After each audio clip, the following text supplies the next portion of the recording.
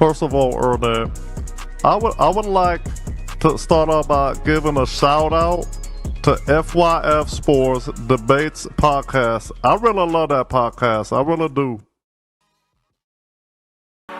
Beat Money.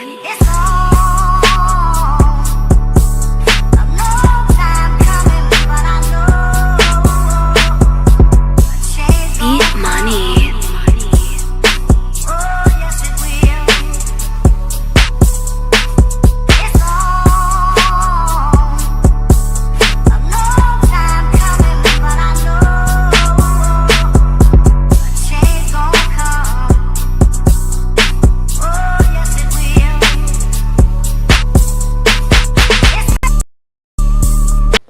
FYF Sports, man. So, man, we back, man. Just doing a quick, not going to be live too long, but we definitely going to be doing a quick NBA playoff and finals prediction show. We got to kind of let you guys know where we stand. Obviously, we've seen one game play out today.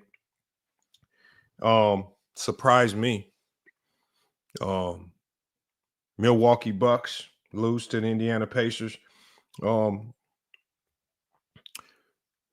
This Bucks team is just extremely confusing with the way they play. Not particularly sure how that series is going to play out, but to give up this game one, lose by almost 20 points, curious to see how this series plays out. I was surprised to see that Damian Lillard didn't play.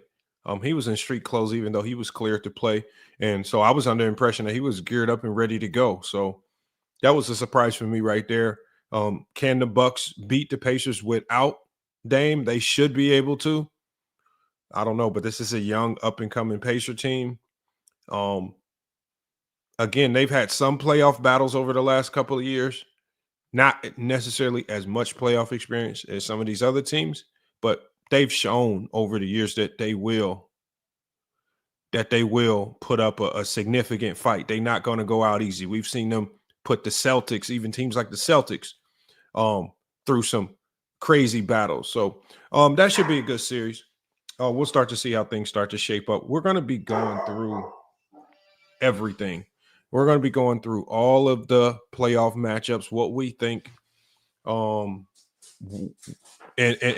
just kind of how we predict each series, the ebb and flow of each series to go, who wins it, and then ultimately who progresses to the NBA Finals. So we're going to be pulling up our NBA pick'em bracket. We got Shy to G. He says, my honest answer is no. I'm assuming you're referring to the Bucks. We got Wal Mazan. He says, I think Dame may get a chip with the Bucks. That's tough right there, man. I don't know if he can get a chip. I do believe that he can definitely get a chip, but to say that they can win a championship with Doc Rivers running the show, that's a tough ask. Can they make a run? Maybe. Can they win a chip? I don't know. But I again, even though they lost this game one, I wouldn't say I'm completely giving up on the Pacers yet. In leftover take, that's a good take. He said the Pacers aren't that young. Turner is 29, Pascal is 31, and Pascal more specifically has that playoff experience. He has an NBA championship. He's been deep in playoff battles. He's been to those game sevens. So, I mean, if anybody on that team will need to step up and be the leader to kind of help propel them through a series like this, is going to be Pascal Siakam. So, we'll go through the box scores of that game as we progress through this right here. But again, you guys, appreciate everybody pulling up. We're only going to be live for like an hour and a half or so. Nothing too crazy today. I think my main goal is to just, now that our season is ended, just get way, way, way more consistent with giving y'all some type of content on a daily basis, whether it's a recap of the games, predictions, projections, hot takes, whatever it is, reactions. We're going to start trying to pump out this content. And before we even get started, let me pull up this other channel because I want to make sure you guys get this. And I didn't do it on the last stream. I want to make sure you guys sub up to FYF Sports Clips. On that channel over there, we do have the super chat feature activated. So I would love for you guys to go over there. If you did want to super chat and you wanted me to address any particular topic head on and kind of stop the presses, you can go over, and we always stream live on both channels. I know FYF Sports, the main channel, is obviously the more popular one, but we don't have the monetization turned on over here, but it is turned on over on FYF Sports Clips. If you super chat over there, it all pop up on the screen here. We'll be able to share it. Everyone will see it. And then we can address your questions or concerns first. And I'm going to put that in the chat for you guys so you can see it.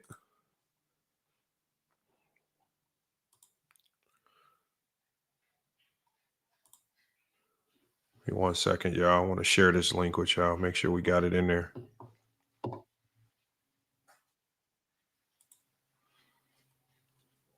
Well, let me put it over on FYF Sports.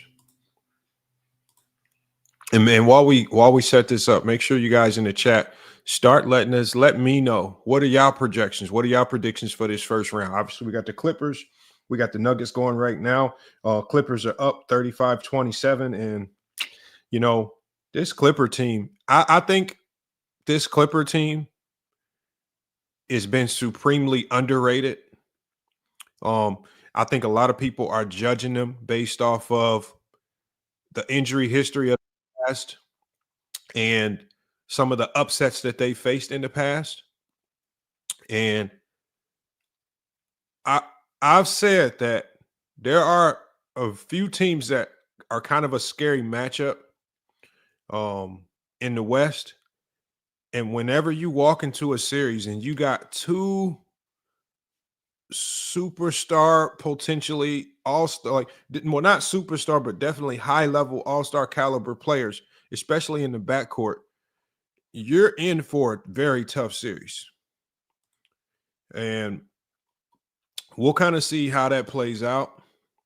Not particularly sure how that's going to play out, but it can make for some interesting basketball. All right, I'm having trouble pulling this up. We got J-Mac in the chat. J-Mac says, Harden just broke Bron's ankles, hit a buzzer beater with a clean crossover. Yeah, Harden's a problem, man. You know, as for everything that people want to say about Harden and all the disrespect that he gets on his career and some of the things that they say about him choking and things of that nature, Harden is a complete problem. Beast of the Prophet says Clippers are a dark horse. I kind of have to agree, man. I think they're a dark horse to get to the NBA Finals. I mean, that is not a hot take. And would I be surprised if they get to the Finals? I would say no. If Kawhi Leonard can stay healthy and doesn't have one of those magical mystery knee injuries that put him out for the entire playoffs, he's a problem when he's healthy and playing. I mean, and James Harden is as well. I just think that James Harden throughout his career has kind of been thrust into a number one role type of option when I think in all naturality, he's just a high level number two option. I don't think he was ever built to be the number one. He's always had his best runs when he's been kind of the secondary guy where he can, you know, and not the main guy.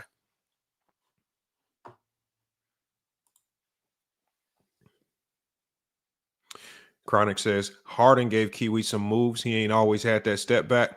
I mean, Kawhi Leonard, man, y'all, when he's healthy, he is a problem on both sides of the floor. Now, his defense just kind of trickled down a little bit due to the knee injuries, but offensively, that man is highly efficient.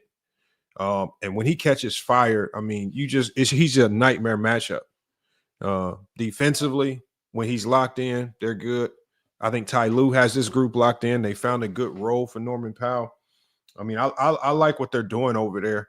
They've kind of ignored the noise kind of surrounding them, the past. Kawhi Leonard's happy to be there. Harden's happy to be there. Powell seems comfortable in that third role option. Zubac is in running for Defensive Player of the Year. I mean, everything for that team, like all the stars are just falling into the right place for them right now. And, I mean, if you have to make a prediction, you have to go with the Clippers to win this particular series. But when you got Nikola Jokic on the other side, anything can happen. All right, I'm putting that super chat link in the chat now. You can super chat over on FYF Sports Clips. That link is in there. I'm going to pin it to the top as we're about to get started.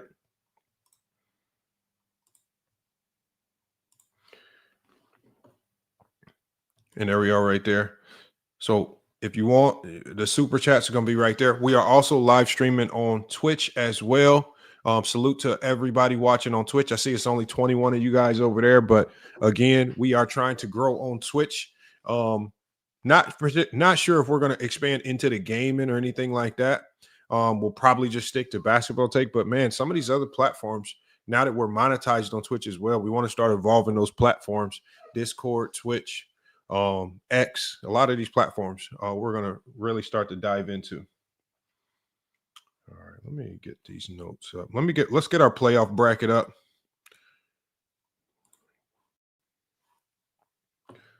And we are going to get to some picks.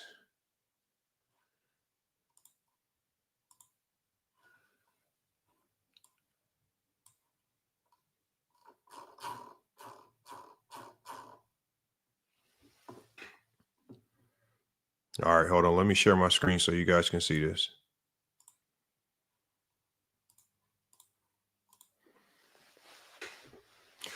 All right, man, we got it right here. We're going to probably start. Let me scroll down. I want to start in the East real quick right now. We're going to start in the East on this one. And we'll just kind of progress our way through this. I don't want to harp on it. He says you could definitely do a team rebuild on 2K. What do you mean a team rebuild on 2K? What do you mean, Bezo? You mean like a hypothetical team rebuild? Make trades, rebuild up a franchise, make them elite, simulate it, see what happens. I mean, I don't know. I haven't played Bezo the Prophet. I haven't played 2K probably in like 5 years. The game just got so repetitive. There were no new features. They made it too gimmicky where people can kind of spam too much stuff. To me, I think the best 2K was probably, I think the last great 2K was probably 2016. And from there on, it's literally been the same product. That's really what it's been. Graphics look a little bit better every year. I just don't know what they're really adding. I mean, they're adding all this other stuff, the playgrounds and all that. Like 2K to me was elite when you could just hop on and you just playing games on an NBA court, you and your homie going right back and forth at it. Select the team, put it on Hall of Fame, get after it. Everybody doing this park stuff and playground, all that stuff, and buying packs and all this stuff, man. It never used to be all that. I truly wish that they bring back, and some of y'all might remember this, college 2K. If some of y'all remember the college 2K game before they ended it because the players was complaining about getting paid, the college basketball game, the last one, I think the last good one was with Greg Oden on the front. Was it Greg Oden? I can't remember. It could have been a couple after that. I can't remember though, but the college 2K game was crazy. That was the best game.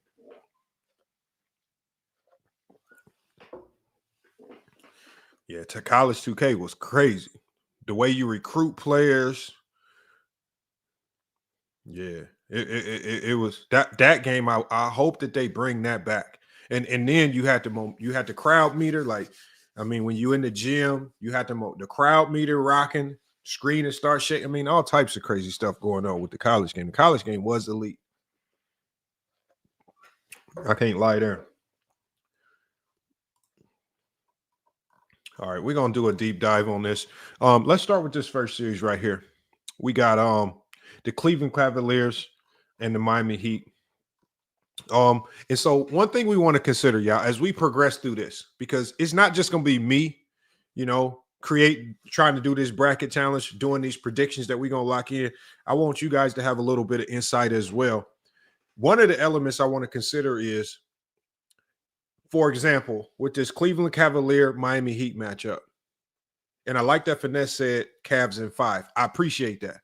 But there are certain teams that make certain series more difficult than they should be, and maybe you gas yourself out for maybe 1 or 2 extra games in that series. Maybe a guy tweaks an ankle. Maybe something happens. There are certain teams that just know how to extend the series longer than it should be. And instead of you ending it in 4 or 5 like you should, maybe it gets pushed to 6 or 7 because you got some scrappy team pushing it. And now you don't have as much rest. Now you're more prone to injury. So what we're trying to do here, y'all, is, especially if you're trying to win a bracket challenge, I think we got to start looking at the little finer nuances of, even if a team advances, is there some type of hangover from the past series? Is there something that passes on from the last series, whether it's lack of rest, lingering injuries, is there a factor because of age? Guys are older. Can we start considering some of the finite factors, not just who we think is going to win? Because if we really try to win this bracket challenge, we got to think of all the nuances. Because we're not just picking who wins. We have to try to hit on how many games they win the series in as well. All right. So that's what we're trying to do here. We're really trying to break down we're trying to break this down tooth and nail. We got Jermaine Berry says the Clippers playing very well in game 1. Yes, they are. Clippers are up 45-32 versus the Denver Nuggets. Now, again, it's very early, and you got Nikola Jokic. The Clippers have been prone to give up leads. I don't know who holds on, but we'll keep our eye on that game. There's about 8 minutes left in the second. The Clippers look like they're doing work. And if you guys don't know already, the Pacers took care of business today. They beat the Bucks 98-117, dominating fashion. I'll get to that box score later before we round this show up as well, and talk about how the Pacers were able to completely dismantle the Bucks today. Eric Spoelstra, Heat will fight, Tackable Pond says. Jermaine Berry says a lot of time left. That's why I said so far. Yeah, but one thing you got to appreciate is the Clippers. The Clippers are taking care of business. The one thing you don't want to do in game 1 is be down early. The fact that you're up early, you're giving yourself a shot to win. I think their number one goal is we need to steal one. We need to steal one. We need to steal home court advantage. How can we do it? All right, let's see. Let me get my information up so we can get through these picks.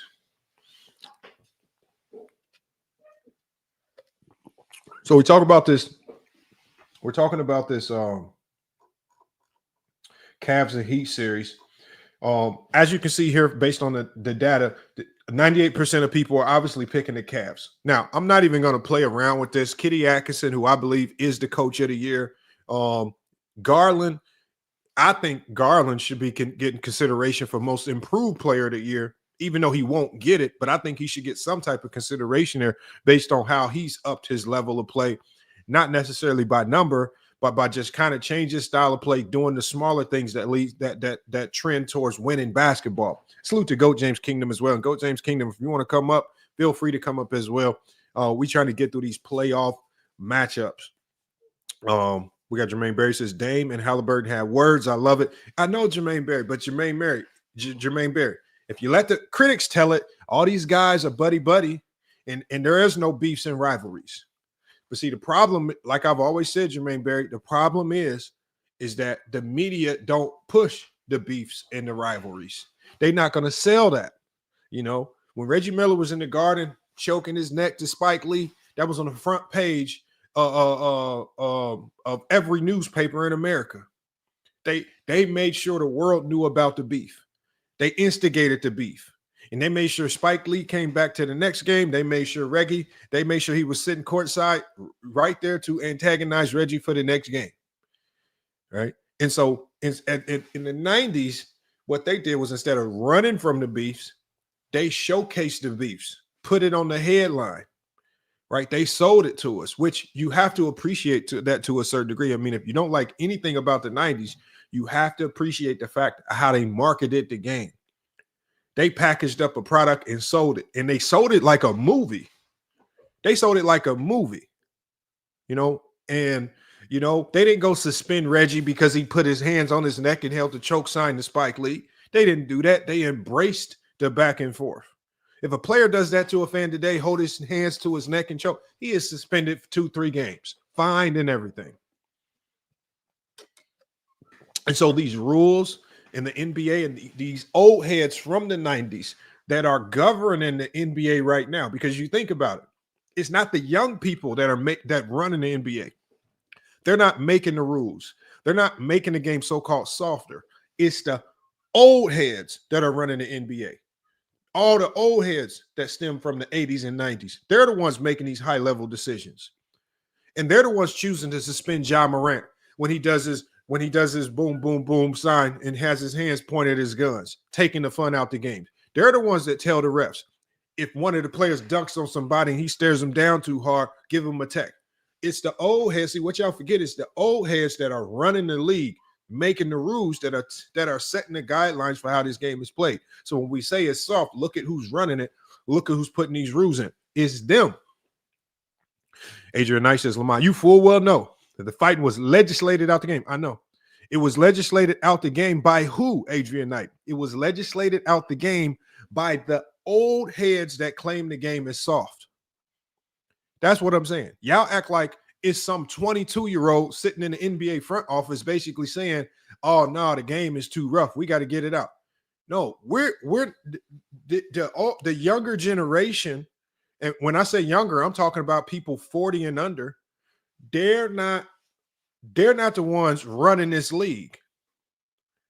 It's all the people that so-called say that the NBA was so great back then and physical. They're the ones making it soft. So at the end of the day, it's just funny how they put it on the players. And the players don't even run nothing. All the players are doing is just, okay, this is how y'all want us to play the game. All right, we'll play it. If this y'all game, this y'all rules, we'll play it by y'all rules. So they get criticized for the game being soft. But if these same old heads that's making the game soft with their rules and rule books, look at Isaiah Thomas running around complaining and crying. LeBron, man, you had your shirt off 4 hours before the game. How soft is that? He had his shirt. So you're not going to applaud a 40-year-old player for getting into the gym 4 or 5 hours early, working on his craft, instead of applauding him for the work ethic. Man, why you got your shirt off? Y'all cry about everything. Y'all make issues of things that are not issues. Divas. The old heads are the biggest divas that we've ever seen. They cry, complain about any and everything. Adrian Knight says David Stern unfortunately had to because the owners and their business partners. No, I get that. But see, the thing is, Adrian Knight, is the younger generation understands that it's a business. It's the older generation. They're the ones running around saying, it's not physical, man. Y'all now don't have rivalries. We're not the ones complaining about it. Mingo Jester says, that's unprofessional. I mean, there are kids in the crowd. First of all, Mingo Jester, there was nobody in the building other than cheerleaders and staff. This was 4 hours before the game. Mingo Jester, have you ever went to an NBA game 4 hours before tip-off? Do you know, Mingo Jester, that they don't let you in? There was no one in there other than the cameras. They forgot to tell you this was not right before tip-off. This was not an hour before the game. It was 4 hours before the game. There is, Mingo Jester, no one goes to an NBA game 4 hours before tip-off. That is just made up right there. Salute to Double E in the chat. Salute to Mingo Jester as well. Thank you. And yeah, thank you. And when I went to the YMCA and hoop, people had their shirts off all the time. All of a sudden, taking your shirt off now is unprofessional when you play a professional sport? What are we talking about now? I mean, I get it if somebody in the WNBA was doing it. A little different. But even when that happens, when Angel Reese is running around before game in a sports brawl, I didn't hear nobody running around saying she was unprofessional. I just saw a whole bunch of dudes over there gawking over her.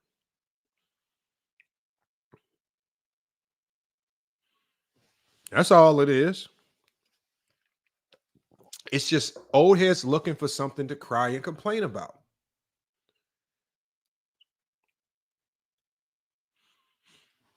All right, let's get to this right here, man. We got to cook on these topics, man. We going to cook on these games. We're going to get up out of here. We're not going to keep y'all for too long today. First round matchup, we got the Cleveland Cavaliers, Miami Heat. Cleveland Cavaliers, let's talk about them. GJK said, Angel Reese is fine, though. Yeah, I give you that. Not too people, not too many. Isaiah Thomas probably not going to do too much complaining if she do it. Baron Davis got a tech for lifting his finger after that AK dunk. I know. And that was one of the funnest Golden State Warrior teams to watch. They take the fun out the league, and it's the old heads that are doing it. The very people that complain about the league are the ones that dictate how the league is run. They dictate these rules. They make these guys play softer. They're the ones that change the rules. It's not the young people. So if you want to talk about the lack of physicality, if you believe that's true, look no further than your very own generation. All right, let's talk about the Cavs. How did the Cavs get here? The Cavs earned a top seed in the East, franchise record 64-18, boasting an elite defense, deep roster. Miami, on the other hand, scraped into the playoffs. I'm sorry, Johnny, but Miami scraped their way into the play-in, right? They obviously became the first team ever to go from 10th place to the playoffs. However, this Miami Heat squad is without Jimmy Butler, who is now with Golden State. So the offensive burden falls on Bam and Tyler Hero, and I don't know how that works. So, the Cavs, they cruised into the postseason. They went 6-4 in their last 10 games, respectable. They rested their starters once they clinched the number one seed. The Heat struggled, 37-45 overall, but they won 2 do-or-die games in the play-in to show that they still have fight. Miami's offense, when you look at their offense, kind of middling all year. They average 110 points per game, bottom 10 in the league. And without Butler's shot creation, they really start to look stagnant at times. When you go to the regular season series, now I'm a big believer in the regular season matchup. That doesn't always necessarily translate to the playoffs, but it's still something we have to consider. Cleveland dominated Miami in the regular season, winning 3 or 4 meetings. The Cavs' size and energy gave Miami fits. Adebayo, he had trouble scoring over Evan Mobley and Jared Allen, and Cleveland often held the Heat to under 100 points. Notably, Donovan Mitchell dropped 40 in one of the matchups, so they can't even contain him. This showcases a firepower gap. And so when we look at key stats, obviously Cleveland +9 in point differential in the regular season, indicative of just kind of a two-way dominance. Miami, by contrast, had a negative 0.4 differential and the worst record, 37-45 of any playoff team. The Heat's half-court offense ranked bottom 5 in efficiency, and that's post-All-Star break because obviously they were a different team after the trade, whereas Cleveland's half-court defense is elite. So, obviously the factors here, unless Miami can speed up the game, which I don't think they can in transition and get into the vintage shooting spree, and maybe Tyler Hero gets hot, scoring on this Cleveland team will be tough. X factor is going to be Darius Garland. My prediction, Cleveland's depth and defense should carry the day. The Heat deserve credit, obviously, for a great play-in run. But, as CBS also stated, Jimmy Butler ain't walking through that door to save them this time. It's over with. There ain't no Jimmy Butler to save you this time. There is no Jimmy Butler that's going to turn into Superman, put on a cape, and bail you out of a series. All right. I think Pat Riley, one of his biggest mistakes was pissing Jimmy Butler off, allowing him to walk through that door, and you replace him with one of the softest characters we've ever seen in Andrew Wiggins. I expect the Cavs to win this in 5 games with Miami's pride netting them 1 home win. I think they're good enough to get 1 home win. Spoelstra's teams rarely get swept. He's only been swept once in 33 playoff series. And Cleveland advances after a relatively drama-free series, beating the worst playoff team in the NBA. And so as we go here, we're selecting the Cavs. We're winning in 5. And so we have the Cavs advancing in the Eastern Conference right here. Next, the next series we want to go to, we're going to talk about the Boston Celtics, Orlando Magic. Boston 61-21, defending NBA champions, looked every bit of a powerhouse team, top 5 in both offensive and defensive efficiency. Orlando surprised me this year. I thought they would be far better than a 500 team. They finished the season 41-41, did deal with some injuries to their stars, but it looks like everybody's back healthy now. But that was a surprise in the Southeast Division. And they clinched the 7th seed by dominating Atlanta in the play-in.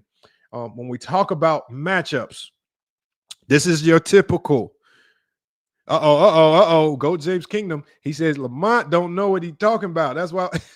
Hey, look, man. I apologize that your Miami Heat had to catch a little fire, but at the end of the day, they are the worst team in the playoffs right now. No matter how you slice it, by the numbers, by the record, they just don't look that good right now. I'm not like T Perfect. I did at least give them a game. Spoelstra ain't getting swept. And there's a very slim chance they could maybe steal 2. But it ain't no Jimmy Butler. If Jimmy Butler was there, I would be having a different conversation. No Jimmy Butler is over with. But we talk about the Boston Celtics right now and the Orlando Magic. I think this is a tactical classic. It's like your classic Goliath versus David matchup. Boston, under Joe Mazzulla, they play fast. They shoot a ton of threes. They average 48.2 3-pointers per game. Orlando's defense, which is led by Franz Wagner and Paolo Banchero, is good at guarding the arc. They run teams off the three-point line well. That will be the key in this particular battle. If Orlando could contest Boston's barrage of threes, they might be able to keep some of these games close. Can they, though? If Orlando can contest Boston's barrage of threes, they can keep the games close. I think some of the questions are going to be sophomore star Paolo Banchero. He'll be seeing double teams, right? He'll be seeing some double teams from some really good defensive players. How does he react to that? And Orlando, they are dealing with some injuries, like, for example, with Jalen Suggs, all right, with him being hurt. How do they manipulate and manage that as well? So we talk about the X factors. Obviously, we know who the Boston Celtics are. I think Orlando, they're the biggest question mark here. But if I have to get to my prediction, Orlando is kind of a feel-good story with their young core, defending like crazy, especially late in the year. But this is a mismatch, especially on paper. Boston's playoff experience, their star power, this should all overwhelm Orlando. It will definitely overwhelm them. The consensus is a short series for me, right? The Magic simply do not have the firepower to pose a significant threat to the Boston Celtics. And salute to True the King. I know he's loving these cakewalk matchups as the Boston Celtics are going to probably breeze into the Eastern Conference Finals. Unfortunately for the Orlando Magic, another Florida team, I have the Celtics winning this in 4 games. Orlando's defense might keep them close, but it's hard to see them actually even pulling off one win. Boston advances very easily, looking like the juggernaut that they are. Let's get Boston advancing. I have them in a 4-game sweep right there. Let's take us to our next series. The next series is very intriguing. It's in the East. It's the Knicks and the Pistons. How we get here? The Knicks 51-31. They return as a 3 seed, hungry after a second-round exit last year. And I know, hey, Johnny, I know your wife, who's a Knicks fan, she is going to be riding this Knick wave to the end, right?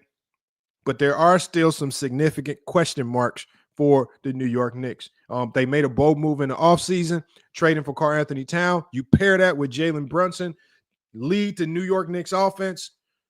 Really good offense, mind you, at that. Can be stagnant at times, but still a really good offense. But they're going up against the Pistons, a team that's got to be the biggest shock of the NBA this year. 44-38, one of the NBA's most improved teams. And I don't even think it's close when we say that. A year removed from just having a 17-game losing streak and sending guys out there by the name of Killian Hayes, who probably shouldn't even be in the league. But they roared into the playoffs under a new head coach. Love what they're doing. Love what they're doing under JB Bickerstaff. He just needed to change his scenery. And what he's doing out there, the way he's reshaped and changed the mindset of those young players, brought in some vets, gave them confidence is crazy. And they're doing it all without Jaden Ivey, surprisingly. And this is Detroit's first playoff appearance since 2019. So when we talk about this series, tactical matchup, this series is going to be physical.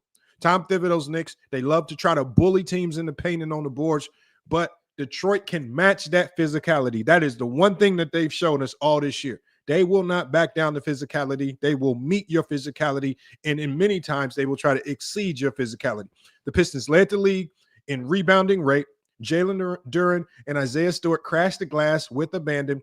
The New York might actually counter by going small and more skilled, playing Towns at center with shooters around them to pull Detroit's bigs away from the rim. Towns will be the focal point in this series. I think the biggest question will be, can Detroit's front court handle his inside-out scoring? I think that's going to be the biggest question. Obviously, we got to talk about the man for the Pistons, Cade Cunningham, the 6'6" power forward, or point forward, should I say. He's kind of impossible to keep out the paint, especially when he has his mindset on getting downhill, right? So the Knicks will likely throw multiple bodies at Cade Cunningham. Expect Josh Hart and other players on that team to take turns pressing up on him, making life hell for him throughout this series. We'll just kind of have to see how it plays out as the series progresses. Some of the key stats in this series: the Knicks, 4th-rate offense, 117 offensive rating. Will that have any factor into this particular series, which is going to be physical and defensive laden? When I get to my prediction for this series has significant upset potential, y'all. If y'all haven't been watching the Detroit Pistons, this series has serious upset potential. There are several experts that call it a sneaky dangerous series for New York. Detroit's youth and inexperience, when we're talking about Cade, Asar, Duran, they're all kind of debuting in the playoffs, could lead to a lot of mistakes. But they genuinely, when you talk about matchups, they genuinely do match up well. In the end, I think you have to lean on the Knicks' experience and superior shot makers to survive in a close one. Brunson is a proven playoff performer. I remember his 2022 run in Dallas, and now paired with Towns, who is eager to shed past playoff disappointments. Man, it may go the distance. It may go the distance, but I think what I'm going to do is I'm going to go with the Knicks in 6 games. That's going to be my pick in a back-and-forth series. New York is just more they have more reliable secondary options, and I think that's going to be proved to be decisive. But look, y'all, do not be shocked if this goes to 7 games. I expect multiple clutch games, but I have New York advancing to set up a heavyweight showdown in round 2. So let's go ahead and get the Knicks advancing. I have the Knicks advancing in 6 games, potentially 7. Potentially 7. We got New World. He says the Flippers are starting to choke. So he says the Clippers are starting to clip again. Let me check that score. So the Clippers have given up that double-digit lead. End of the second quarter, Clippers are up 53-47. Can the Clippers hold on? Can the Clippers hold on? They're going to desperately need to win one of these games in Denver. They're desperately going to need to win one of these games if they expect to have a real chance to beat Nikola Jokic and the Denver Nuggets. Next series, we got the Indiana Pacers and the Milwaukee Bucks. And in this series is unique because we've already seen game 1.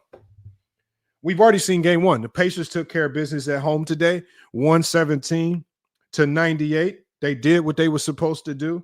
How does this series fare? When you talk about this is a intriguing 4-5 matchup. Probably it could be the best matchup in the first round, right? And I know a lot of people aren't huge fans of the Pacers, and nobody really wants to go out and watch Pacer games. But this Pacer team is more exciting than most of you probably realize. And they were the league's most electrifying offense, led by Tyrese Halliburton. They haven't won a playoff series since 2014. The Bucks, on the other hand, 48-34, roller coaster year. They acquired Dame. Obviously, it hasn't looked perfect. Dame went out with the blood clots. You still have Giannis, who was looking like a quiet MVP caliber player this year. He just didn't get much fanfare or notoriety. But Milwaukee, they were one of the preseason favorites to win the title. but injuries have really decimated this team. Obviously, the Bobby Porter suspension really hurt them for a long time. And so there are so many things around this Buck team that could potentially hurt them and hinder them from making a deep run. I'm not going to harp on this series too long. I think there are a lot of subplots here, but if we get to some of the key stats, obviously the Pacers, 120.5 points per possession. That's post All-Star break. They shot 40% from the three during that same span. The Bucks defense, usually their strength, this year was only a middle of the pack defense, ranked around 15th in defensive efficiency. How much a factor will that play? We don't know. But my prediction for this series is, again, this series is widely viewed as a potential upset. In fact, many people have picked Indiana, right? Noting that with or without Lillard, Milwaukee just doesn't have the personnel to slow Indiana down, right? The Pacers' speed, the youth, the cohesion versus the Bucks. That's had turnover. It's for many, it's a recipe of kind of disaster. But Giannis is dominant. But the question is, can he be dominant enough to prevent an ultimate collapse?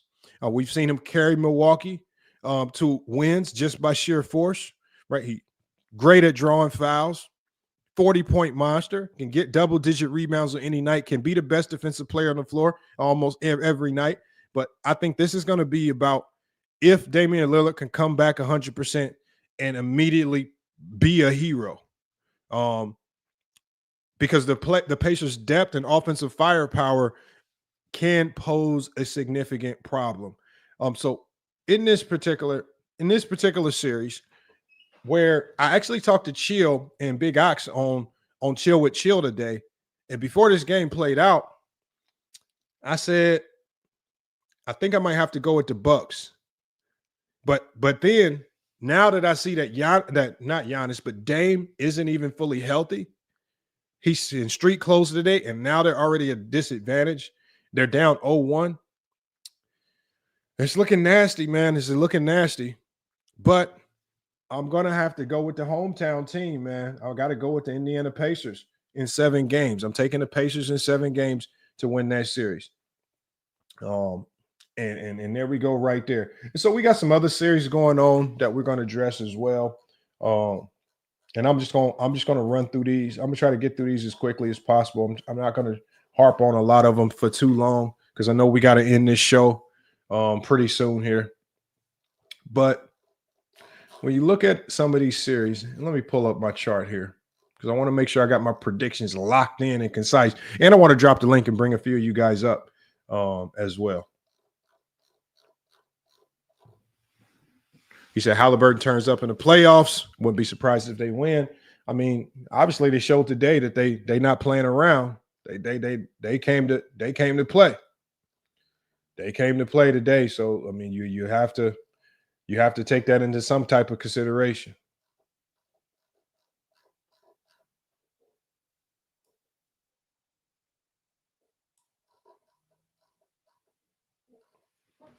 All right, let's get to my other results right here. The Thunder versus the Grizzlies. The Thunder versus the Grizzlies. Obviously, we saw the Grizzlies beat Dallas and get to that first round. Now, the funny thing is I thought Dallas with Anthony Davis and Klay Thompson would have posed a bigger threat to OKC than the Grizzlies. The Grizzlies, Zach Edey, the big man, is good. I don't know if he has enough experience. Desmond Bane seems like he's taken a step back and just isn't the same type of shot maker that he was in years past. Ja is still dealing with an ankle injury. I don't know if he's 100% healthy.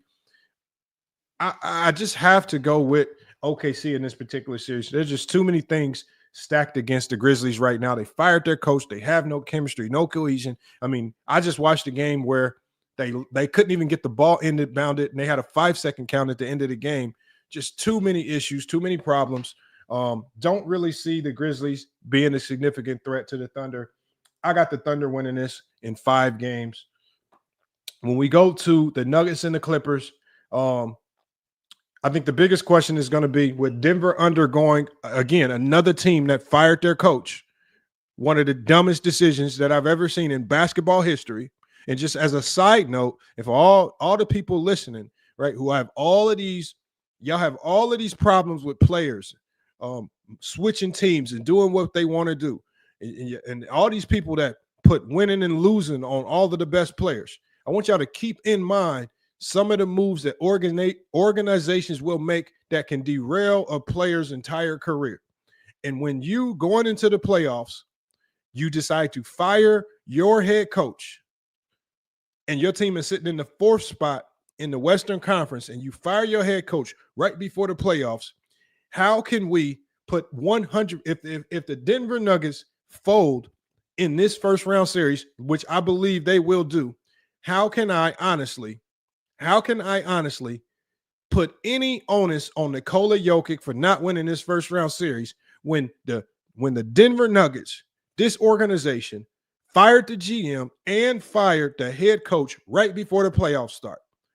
It almost seems as if the Denver Nuggets intentionally sabotaged this team because they knew Mike Malone and Nikola Jokic in the playoffs is a problem. So I think they wanted to fire Mike Malone, but the reason why they could never fire Mike Malone is because he always exceeds expectations in the playoffs. So what they did was the first opportunity that they could, the first problem that popped up, the first sign of adversity, they said, well, let's just fire him now because if we allow him into the playoffs and he has Nikola Jokic in his tool bag, these fools might get to the Western Conference Finals and we'll look like complete idiots firing him if he gets to the Western Conference Finals, especially with as decimated as this team has been. So I think they intentionally fired him early so that they didn't have a reason to hold on to him before, because there were rumors out that they were looking to fire him in the past, but he kept exceeding expectations, like winning a championship. And so they couldn't fire him after things of that nature. So I think this is one of the reasons why when I'm talking about players in these all-time great conversations, this is why I don't put winning on a player's back, because you have organizations that will make stupid decisions like this that will completely impact a player's winning outcome. This is one of the flaws in using winning in any head-to-head debate, because players cannot control stupidity like this.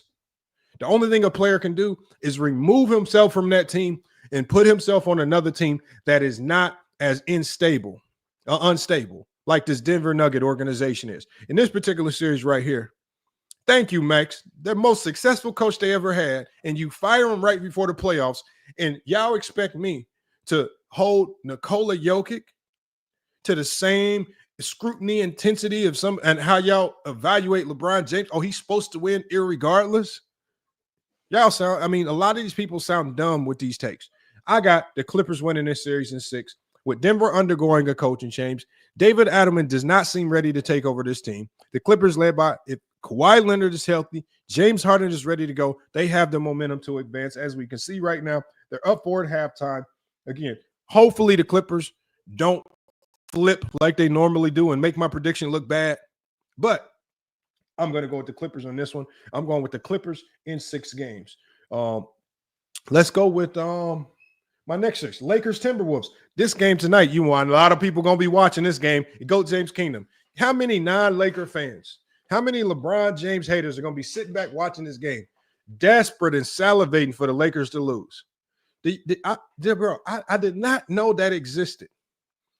I did not know that so many people were salivating and sitting around just watching the Lakers, hoping that they lose. Live stream titles and topics all ready to go. I think LeBron James might be the GOAT of making people change their topic or shut down their live streams. It's crazy what they be doing with this team. It's so many people that are not watching this Clipper game. They didn't watch the Pacer game. They just wait until 5:30 Mountain Standard Time for that Laker game to come on. They're gonna be salivating. I hope, because what the odd part about it is, y'all, they hope that Luka play great, so they can say Luka carried LeBron. And then if LeBron play good, they're gonna say he's trying to steal the shine from Luka. And if they lose, they're gonna say LeBron James choked. They literally got preloaded up explanations. It's so crazy right now. Man Down Sports is running out of so much LeBron James content that he is now doing videos on Rich Paul. Rich Paul disrespected Chris Bosh. Well, who the hell cares about what Rich Paul, a sports agent, said about Chris Bosh? And if it was disrespect, I'm talking about when LeBron James retires, like Gilbert Arenas said, there will be a thirst for content like no other. Bro, they're going to be doing videos on LeBron James. He didn't drop his daughter off at school today. LeBron James is a bad father. You know, they're going to be coming up with some of the dumbest topics. Watch out. Y'all think I'm joking. Watch. RT the Brain. Yeah, you got people saying it's Magnus and balls, all this type of stuff. So, y'all, look, we about to be watching. So, I think for us with this Laker game, I think what we're going to be watching for, and I want to see who has the best gift because I'm actually going to give out a cash out prize. I want y'all. Let's go with Carcino's video because we know Carcino's going to go live. Who in the chat can come closest to predicting his title? Put it in the here right now. Whoever comes the closest, that's $25 cash out on the next live stream that we do. I want y'all to start typing it in the chat right now. Everybody on Newsbreak, y'all do the same thing. And we want to see who can predict Carcino's title right now. That means you have to predict the outcome of the game and you have to predict his title. Who can come closest to predicting his title? But in this particular series with the Lakers, I got the Lakers. Well, with the midseason acquisition of Luka Doncic, leadership of LeBron James, who, again, just like I was telling good old Willie and Brandon Katz yesterday, there was some stuff to criticize with LeBron last year. It ain't nothing to criticize with LeBron James this year. That leadership has been on 100. Effort and intensity, been on 100. The defense has been dialed up. The focus, dialed up. I got the Lakers winning this series in 5 games. Just like Shannon Sharp says, Lakers in 5. Lakers in 5. Let's move them on. Rockets, Warriors. This series right here looks better than what it actually is. I don't really think is that. I think the Warriors, because they are so inconsistent, are going to make this series look a lot harder than it actually is. But I think Golden State's experience, bolstered by the addition of Jimmy Butler, will help them edge out this young Rockets squad. I just don't think the Rockets have enough firepower. I got the Rockets fighting to the end. Udoka is not going to go down, but I got the Warriors winning in 7 games, just like Tackable Pond. I got a game 7 series as well. But it's not a game 7 because how good the Rockets are. It's a game 7 because of how undisciplined the Warriors are. And that's the problem right there. FYF, I got the Lakers and Cavs in the NBA Finals. That's a good pick right there. I like that. And Title says, it says Title, Lakers need AD. The Lakers do not need AD. They look just fine without AD. I don't know what you've been watching these last couple of weeks, but the only thing that the film has shown us is that they are a much better team when AD ain't there. Yeah, AD had a 40-point game. Yeah, he had a 40-point game in a play-in loss.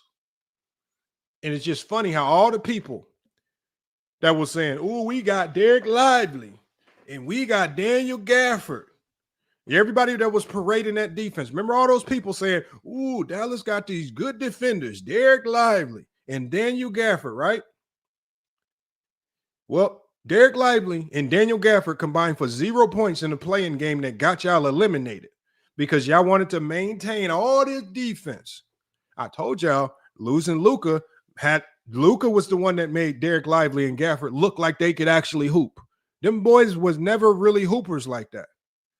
Luka had them boys out there looking elite. Y'all thought they would still be able to score the ball without Luka on the court, and look at that. AD is going to get his just like he did in LA. And everybody else is just going to have to stand around and watch and be stagnant. And that's exactly what bounced the Dallas Mavericks out to play in. AD got his 40. Everybody else stood and watched. Lively has 0. Gafford has 0. All the bums couldn't do nothing. Clay, his little 16 points was nothing. Now they at home. Told y'all really need to start watching basketball. Eddie A says, stop the cap. Gafford used to ball out. Gafford, for his entire career, has been a perennial role player. Nothing more, nothing less. And he's never been looked at as an elite defender. It was only until last year where you put him with Luka Doncic, and Luka is the ultimate riser, and he had these bums looking like they was better than what they were. Derrick Jones Jr. was looking like a hooper, which he's actually having a pretty solid year in the Clippers right now, so I can't shade him. But y'all was running around parading and lifting up street bombs because of Luka Doncic's dominance, and y'all was running around. Luka can't defend. You know what Luka knows how to do? Luka knows how to win games. That's what Luka knows how to do. I don't care what you criticize Luka for. Luka knows how to figure out and win games. And now that you put him with you've put two of the highest IQ players combined on one team, they about to fuck shit up. Sorry, that's just about what's happening right there. Let's keep going with these predictions because we got about 25 more minutes, so we got to shut this one down. Hold on one second. Let me get some information right here.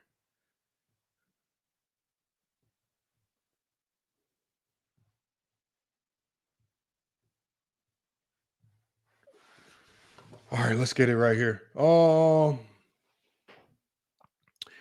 Dontra says, so everybody's putting their titles in. Okay, I'm glad y'all putting title in front of it. Dontra says, if the Lakers lose game one, LeBron choked. They're not going to break the game down at all. That's going to be a straight talk. Oh, yes. Make sure y'all put y'all titles in. What is Carcino's title going to be after the Lakers win or lose tonight? How is he going to incorporate LeBron? Is he going to blame magnetic rims? Is he going to say that the refs are not calling fouls for Minnesota or something like that? What are they going to say? Because we know that he's probably going to bet on Minnesota, lose, and blame somebody for his gambling loss tonight. Look. Jay Holly will see even the motel room is hoping the Lakers lose to blame Luka. That's the saddest part about it. These are not real fans. These are complete idiots. These are not real fans. They're idiots. And Peter Bagjuice, I got something for you today as well. Because my screen wasn't working yesterday. And for whatever reason, I couldn't put graphics up on the screen yesterday. It kept saying blocked or something. But I got some information for you as well. I'll be giving that to you before we get out of here. Peter Bagjuice. All right, let's get to my next prediction here. My next prediction is going to be, who have we not done? I think we've done. So that's the entire first round. Let me get to these next rounds right here. And then we're going to I'm going to quickly progress to the NBA Finals. I'm going to drop the link. Hopefully we can get some people up here for about 15, 20 minutes before I have to get out of here.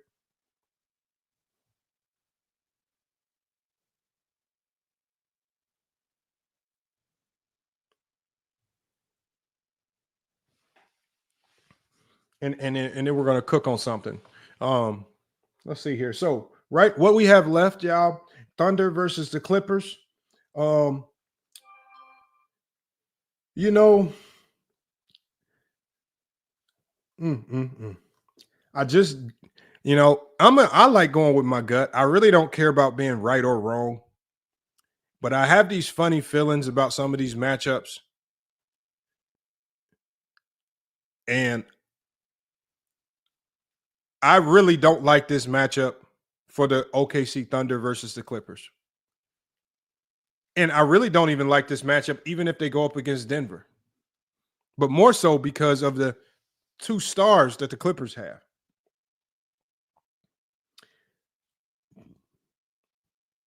Surprisingly, I'm going to take the Clippers to beat the OKC Thunder in 7 games. We'll get to why later on the next stream, where I have time to really break stuff down. I got the Lakers and the Warriors. Lakers and the Warriors. Max said, don't hate on my Thunder. I'm not hating on the Thunder. Youth just does not beat experience in the playoffs. That's just a provable fact. Lakers and Warriors. I think the Warriors just one of the best. They one of the teams that match up best with the Lakers. I still have the Lakers edging this out, but I have the Warriors pushing this to 7 games. Cavs Pacers. I like the Cavs in this matchup. Defense in the playoffs typically beats out great offense. I think this series is probably going to be the easiest second round matchup that we see. I have the Cavs beating the Pacers in 5 games. Knicks, Celtics. I think the Knicks, I think their run ends here.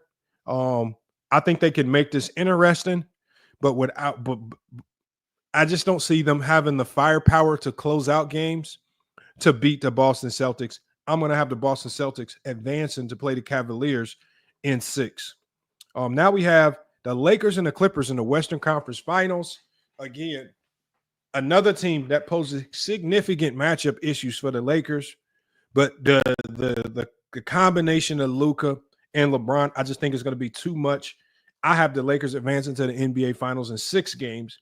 We have the Cavs and we have the Celtics. This particular series is tough. It is tough. It's a tough one to call, but it's just hard for me to ignore all of the firepower that Boston has. And when I look at it, and especially how good this team is when Kristaps Porzingis is playing and healthy, it's just hard to say that they will get beat. I got the Celtics winning in 6 games. And exactly what the NBA needed, a complete retool. They did a hell of a job post the trade deadline to boost up the ratings. They killed it, pushing the right storylines, trade talk. Outside of the Stephen A. debacle with LeBron James, basketball talk was really peaked at an all-time high. Got to give the media credit for kind of flip this thing around a little bit. And I think the NBA gods are going to bless us with another Lakers versus Boston NBA Finals. And I don't know what I'm going to think on this. I'm going to do a little bit more research on this matchup, and I will make my prediction on this later on the next live stream because I cannot make it on the fly. So in the meantime, what I'm going to do is I'm going to drop the link so that we can get you guys up here to cook. Again, we only have about 20 minutes to cook, but I definitely want as many of you guys to get up here and cook. Let me know your thoughts about this playoff series, how you think it's going to pan out. Hold on, let me get this link up here.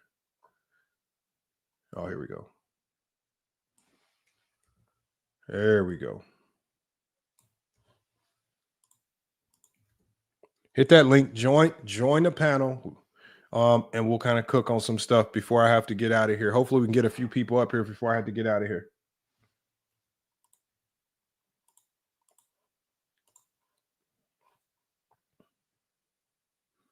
Ghost says,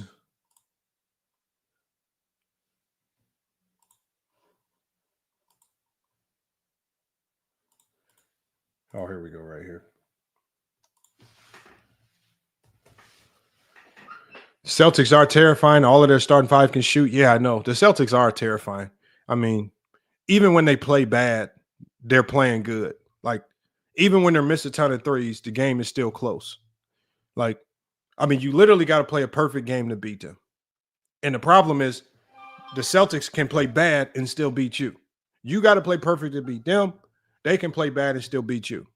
That's the luxury that they have with so much talent. So many guys that can score 30 points. So many guys that can defend multiple positions. It's just crazy. Potentially having a 6th man of the year on top of all of that. Craziness, man.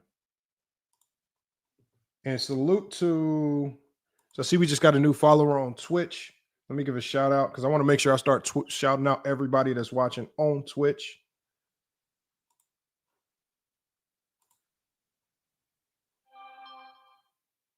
Hold on one second.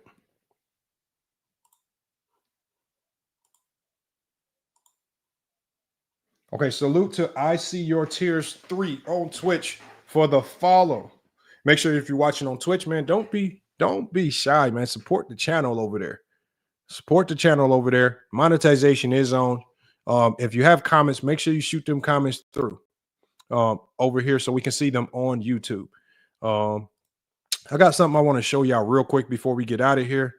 Link is in the chat if you did want to pull up. Peter Bagjuice definitely wanted you to pull up as well. Hopefully you got time. But we'll see. Let me get this loaded up on the screen.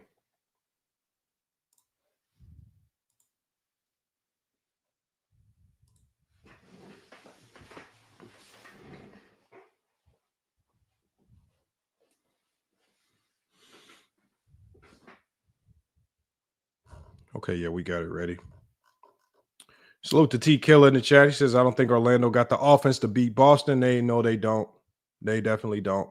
Tackable says the Celtics are the best overall team in the NBA. Yes, they are the best overall team in the NBA. Obviously, they didn't capture first in the East, but again, I'm not a huge believer in that particularly meaning anything. But I do think both Cleveland and Boston should get to the Eastern Conference Finals unless there's some type of massive upset that happens right there. So look, the GOAT James Kingdom pulling up real quick. I wish Peter Bagjuice would have pulled up GOAT James Kingdom, man. I had some information for him.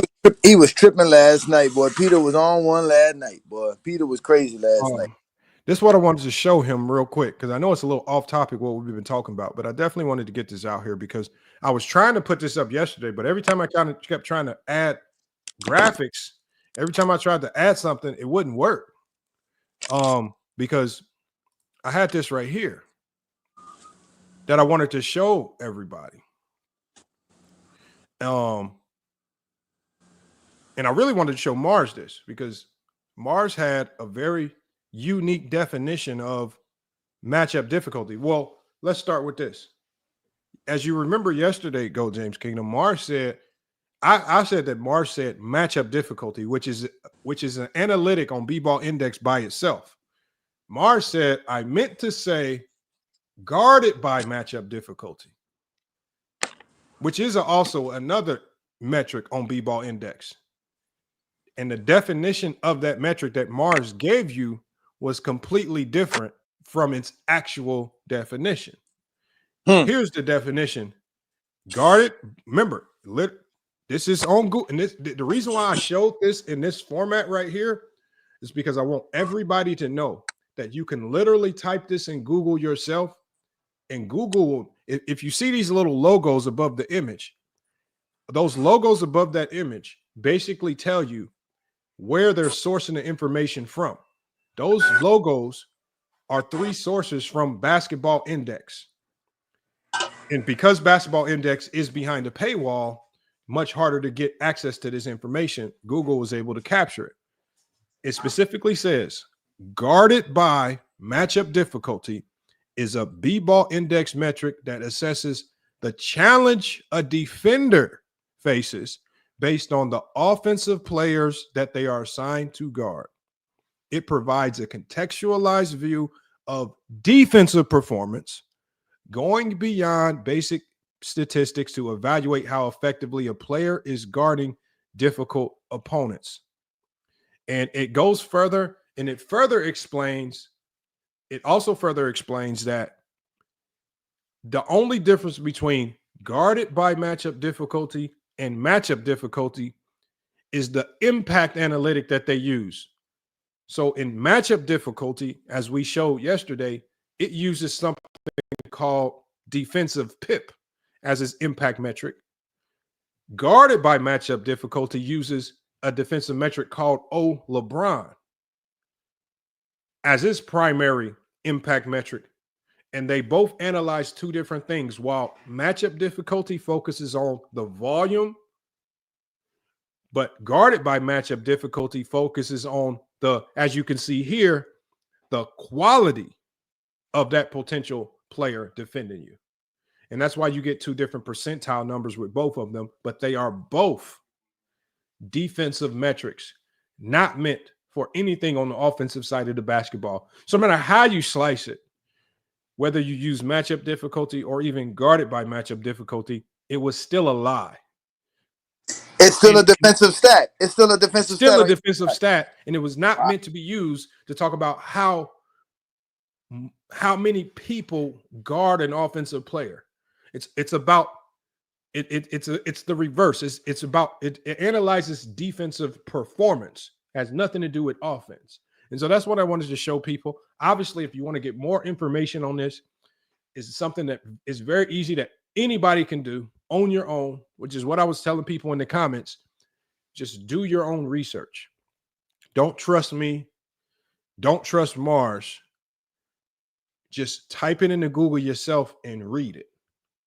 And because, again, the deflections and say, oh, I meant to say this and that, and you use that. One of the reasons why you use shadowy metrics is because you hope that people can't go find and understand what those shadowy metrics are, because there's really no purpose in using an analytic like this that's not commonly known well enough to have any value to anybody listening in any debate. Or if you don't know about it, Lamont, they'll just say you're too stupid. You're not smart enough to talk basketball. That's why you don't know about it. That's what they'll do.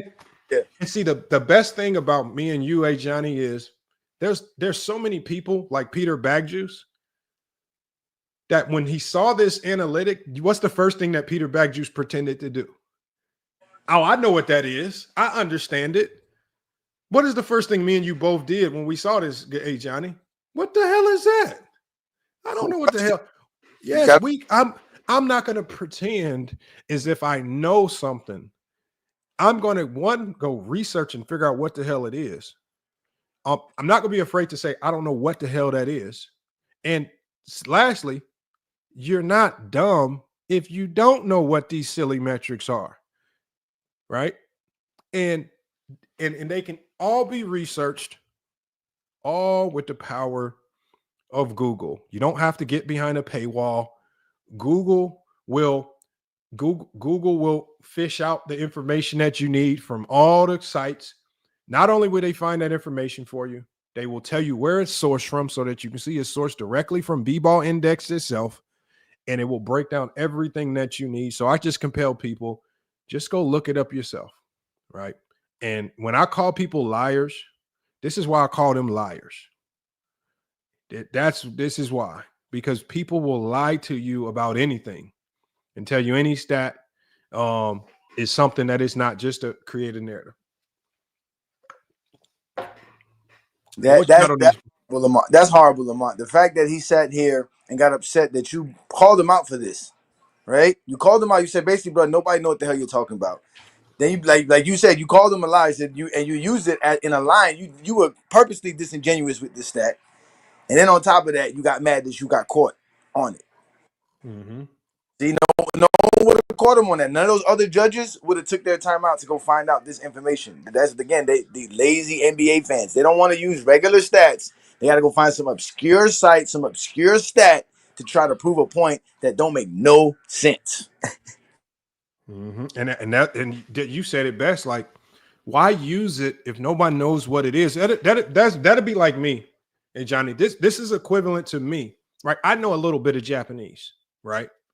If me and you are having a debate, and then I start running off, anata wa nama wa nan desu ka, sumimasen, watashi no.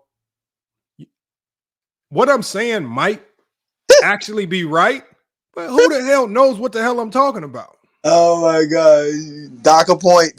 He's not speaking English. Because the first thing you're gonna say is, are you gonna pretend? Oh yeah, I know what you said, like Peter Bagjuice would. Or are you gonna be like, Lamont, what the hell are you talking about? No one knows that. Oh, right? No one knows that.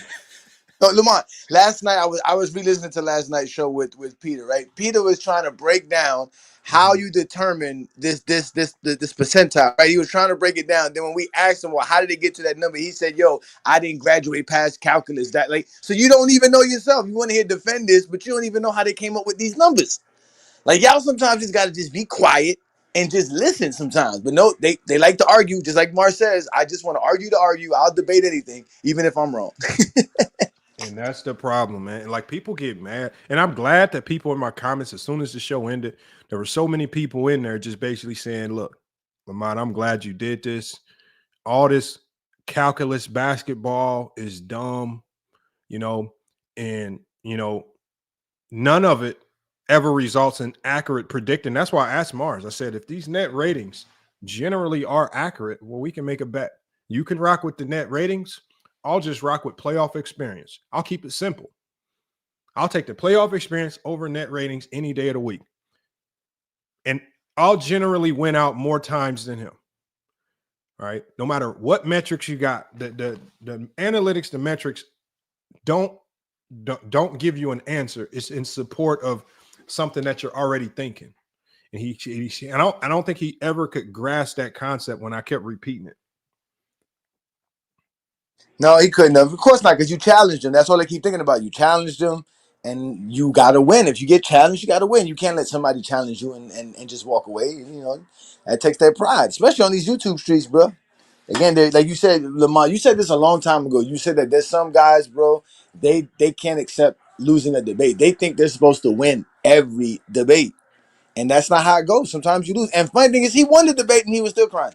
He was still crying. Like all I said was, yeah, you won the debate, but the way I see the game, I don't feel you won any particular point. Now, you might get emotional about that, right? But I don't feel what I said was that far-fetched. Nah, I mean, especially if I can go break the debate down point by point. Yeah, I mean, I guess, like I said, man, I guess the idea that he just wanted to know who that judge was. He called you out on his platform in front of all of the people that watched that large platform. He called them out. He said he called you an idiot. He said, I want to have a talk with that person. I'm going to be the most disrespectful person to this person. And you opened up your platform for him. So, and then, you know, y'all were able to hash it out. So that's what it's all about, being a real basketball fan and being real men. You got to be able to get on that mic, stop being cowards, you Zesty Jeffries, and typing in the comments, hit that link, and settle your grievances that way. Shit. And so, no, and World Breaker, the show is over with. If you want to know what we were talking about today, you could just rewind it back. We're about to shut this one down. We got about 5 minutes left anyway, World Breaker. Obviously, we talk about all topics on FYF Sports. But I think the main thing is, and the main thing I want people to take from this is still a debate platform. We do a lot of debating. And it just shows how people debate in a flawed manner. And they try to pretend as if what they say is the authority on certain topics because they have mathematical calculations. And there is no mathematical calculation for basketball.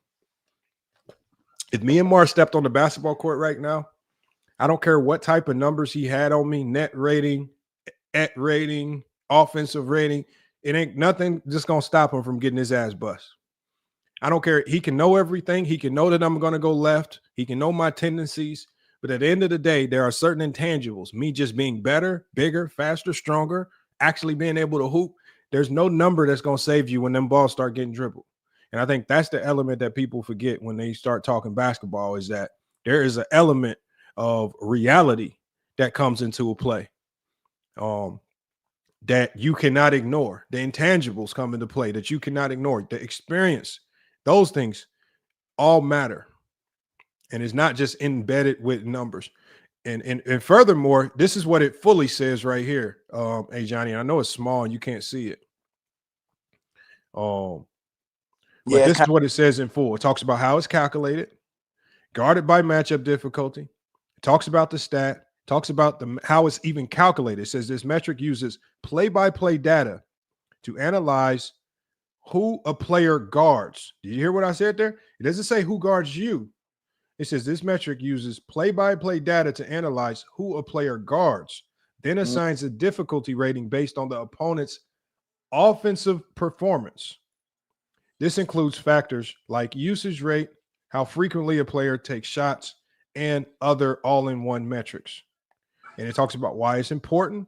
But again, as you see, this is a defensive metric. This is not matchup difficulty, which is different from guarded by matchup difficulty, which, again, if this is what Mars intended to use, it's still a lie. And this is why I tell people, just use Google. Don't believe me.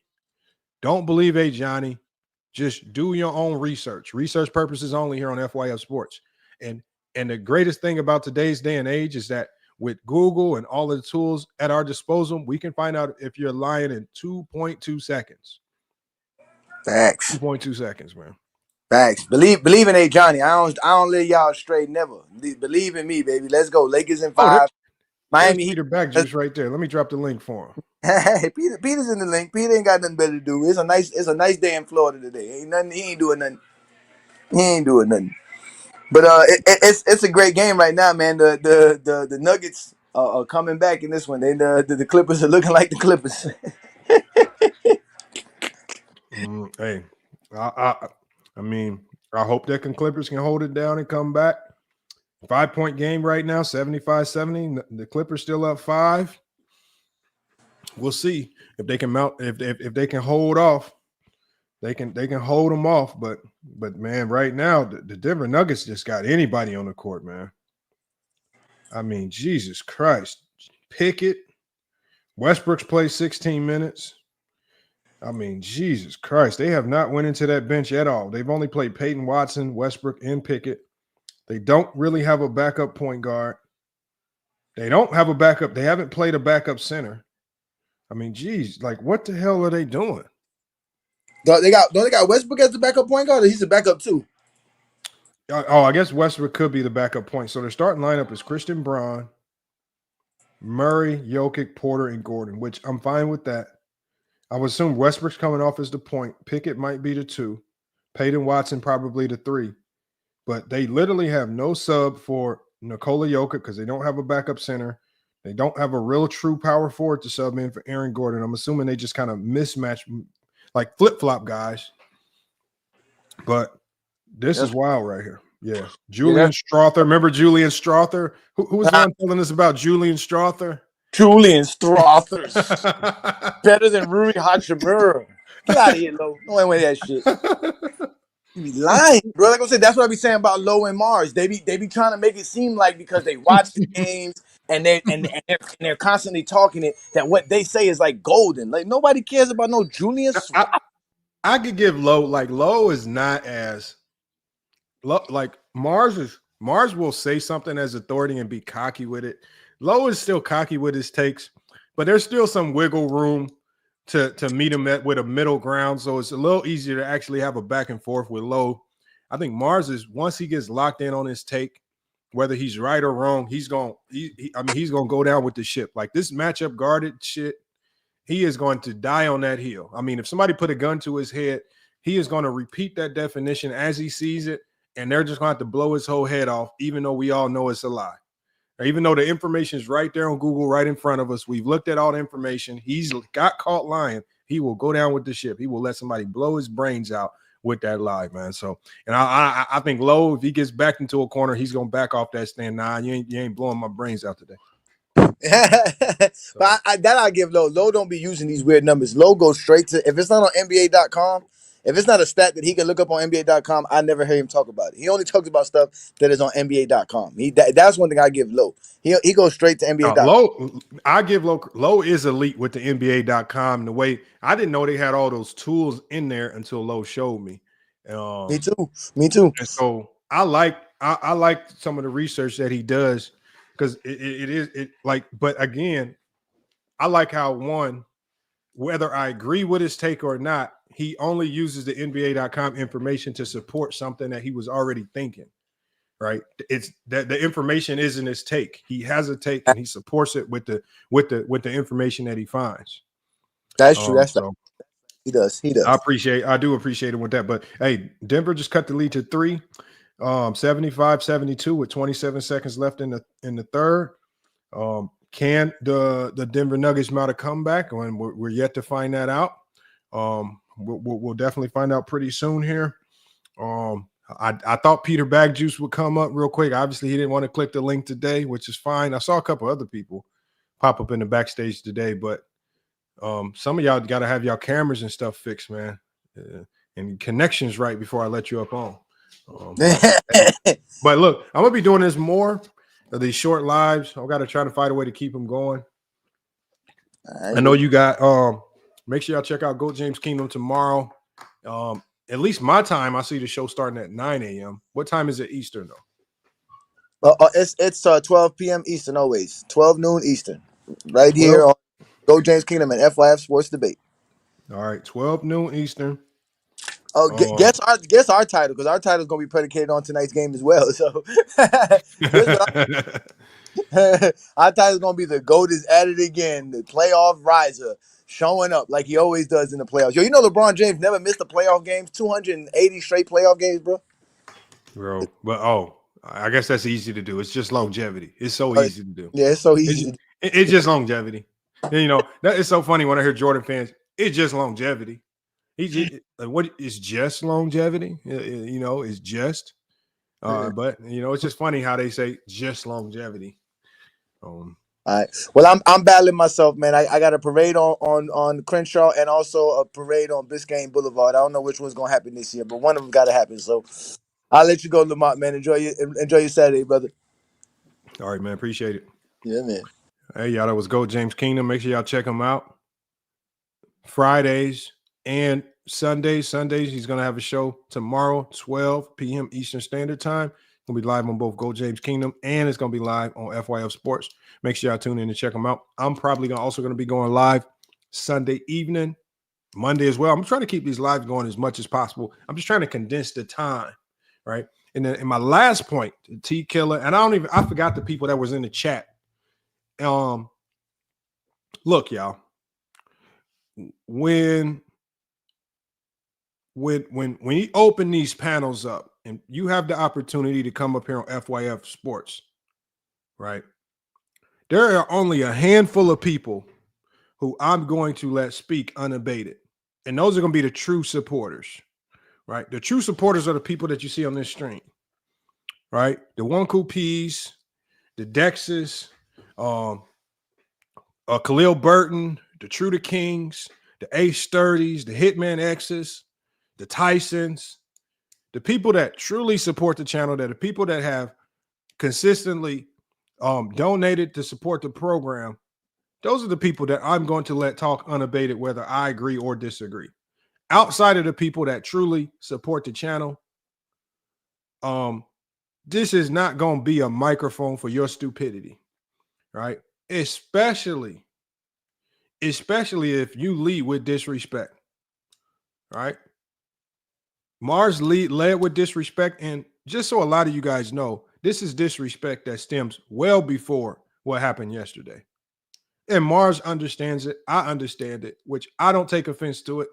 That's his MO. That's his MO.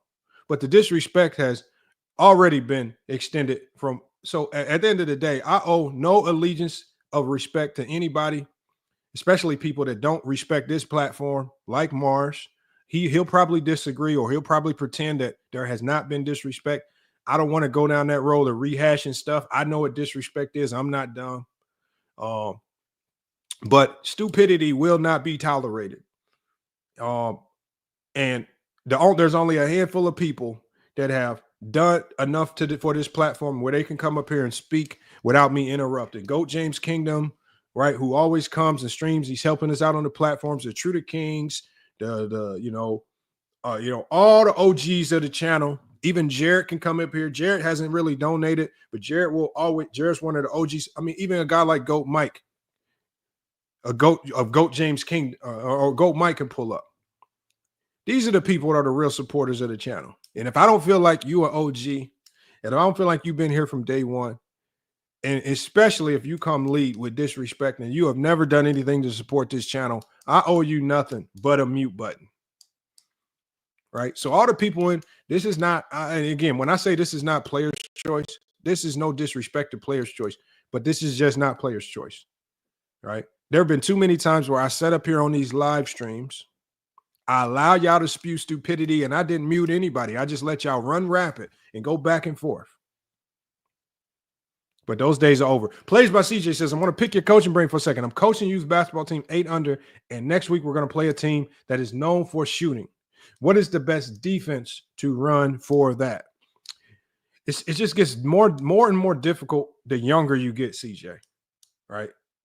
Because obviously there are limitations when you play basketball at the younger levels. Sometimes you can't run zones. Sometimes you can't press. So I think with a coaching team, and salute to Ricky E245. I think with a very young team like that, 8 and under, I think if they're a good shooting team, as much as you can teach them about ball pressure, you just want to teach them about ball pressure. Really sitting in help, as much as the rules allow you to sit in help, you really want to have guys shifted over into help. if you can teach them about proper closeouts without fouling and controlling your body, maybe start doing that. It's hard to do all that in a week. But again, the younger you are, the more you have to simplify things. Very, very difficult to do. It's very possible. But again, I just don't know the rules of the league, what they allow, what they don't allow. Do they allow pressing? Do they allow zones? I just know when you get that young, there are certain things that they allow and not allow. Appreciate you always being here, Ricky E245, always supporting the channel. Again, that's another person that I talk about, Ricky E245. Again, this is a guy that really doesn't click the link much, but every time I look up, he's always showing some type of support for the platform. Always. Cottage Boy, always showing support for the platform, right? Always in here moderating these streams. These are the people that I have an onus to respect. The real Daryl says the Celtics are going to repeat as champs. Very possible. I think they are the best team in basketball right now, and it's not even close. But sometimes it's just there. Sometimes it's more than talent. There are other intangibles at play here, and you know, sometimes other things take credence over that. But if you have the Celtics, you got a very good chance. But yeah, I definitely wanted to end on that note right here. Salute to Big Ox and those guys over at Players Choice. No disrespect was meant to Ox yesterday. But yeah, I just wanted to extend and make people know that there's no beef with Players Choice. I don't beef with channels. If I have an issue with you, I'm going to call you out. My stance is that Mars is a liar. That was proven. Anybody that wants to contest that, I'm going to be live all next week if you want to challenge that, if you want to get emotional about that, and it's just not going to end well for you. All right. So we can move on from that topic. There's no need to keep rehashing it or talking about it. It is what it is. Sometimes people just got to hold an L when an L is put in front of them. Some people don't like it. You know, he's up $3,000 because he was able to finesse another win at PCL. That's fine. But at the end of the day, my opinion is I'm not going to change my opinion because of the masses. I see basketball a certain way. I'm always going to see basketball a certain way. I'm not going to be moved by numbers, analytics, or stat nerds who try to turn the game of basketball into a calculus exam. So salute to everybody in the chat, man. We got to shut this one down. Appreciate you guys sticking around. Hopefully y'all finals picks pan out. But y'all have seen my picks on the next live stream. I'm going to be giving y'all my NBA Finals winner or loser. Is it going to be the Lakers or the Celtics? We'll be breaking that down on the live stream. I'll be live tomorrow night after a Johnny stream. He says, I appreciate the advice. I'm trying to get into coaching, but I want to start at the youth level. And Plays by CJ, the only thing I have to say about coaching is once you start coaching a certain level of basketball, it's hard to get out of that level. If you start coaching women's basketball, it's hard to go back to men's. If you start coaching men's college basketball, it's hard to go. I mean, there are ways, but it's just hard to get out of what you're in. So what you want to do, I would say, is start where you see yourself coaching. For me, I love the college ranks. I love college basketball. I love the way the development, the being able to retool and those natures. That's where I feel my bread and butter is. That's kind of where I'm staying. So I would say find your lane and start building within that lane because you're going to have to network. You're going to have to build a ton of connections. It's so much stuff that's non-basketball that you're going to have to do to be a great coach. And that's the unfortunate side of coaching at this level is a lot of it has nothing to do with how good you are as a coach. FYF, do you follow the WNBA? Yeah, I do. We're going to be talking some WNBA. I saw the WNBA draft. I wasn't too thrilled with it. Wasn't too exciting. A lot of the girls are deciding to stay in college anyway because there's more money there. So we'll talk about it. I like to talk about it after the season has started because then we can see a lot of these draft picks, whether they're top 5, top 10, a lot of these players are going to get cut anyway. And that's the unfortunate reality of the WNBA draft. It means nothing. There are no guarantees. You can get drafted at 3. You could be cut the first week. And the WNBA's done that. So draft is kind of meaningless to me. You're just picking players for the show. It doesn't guarantee a player anything. They still have to earn their spot. And I think that's one of the pitfalls of the WNBA is that they don't force the league to retain and keep the young talent. They could just cut them with a win. And it's pretty stupid. But we're going to be talking about more. Tune in tomorrow. Make sure y'all check out GOAT James Kingdom, 12 p.m. Eastern Standard Time tomorrow. Watch for my live going up tomorrow as well as soon as he's done. We're going to try to hash out lives every single day. Going into next week, we're going to try to get this thing back up and going, and we're going to be adding a few more content creators to the FYF Sports platform to kind of give y'all some diversity in the content. FYF Sports, man, another great podcast episode. We're going to be back with more sports and news. But until then, man, it's FYF Sports, and we out.